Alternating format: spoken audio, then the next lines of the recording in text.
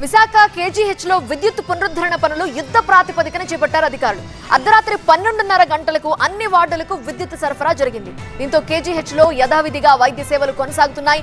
తెగిన విద్యుత్ కేబుల్స్ ని సుమారు 2 గంటల పాటు శ్రమించి అమర్చారు సిబ్బంది. విద్యుత్ పునరుద్ధరణ పనులను దగ్గరుండి పర్యవేక్షించారు కేజీహెచ్ సూపరింటెండెంట్ వాణి. విద్యుత్ కేబుళ్లు తెగిలిపోవడంతో నిన్న మధ్యాహ్నం నుంచి అర్ధరాత్రి 12:30 వరకు పలు వార్డుల్లో రోగులు కరెంటు లేక, వాష్రూముల్లో వాటర్ లేక తీవ్ర ఇబ్బంది పడ్డారు.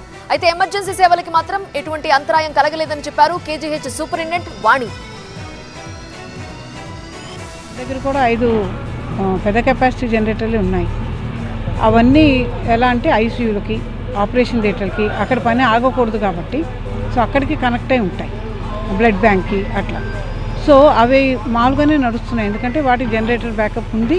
మేము ముందే డీజిల్ అవి వేసుకుని అది అదృష్టమో ఏమో చెప్పలేం, కానీ సైక్లోన్కి ప్రిపేర్డ్గా ఉన్నాం జనరేటర్తో కరెంట్ పోతుందేమో అని. సో అవన్నీ ఇప్పుడు పనికొచ్చాయి. అంటే అత్యవసర సేవలకైతే ఎటువంటి అంతరాయం లేదు. ఎటువంటి అంతరాయం లేదు. ఇప్పుడు మామూలుగా జనరల్ వార్డ్స్లో వాళ్ళ పేషెంట్స్ స్టేబుల్గానే ఉంటారు. సో ఆ వార్డులకు మటుకు నిలిచిపోయిన మాట కరెక్టే.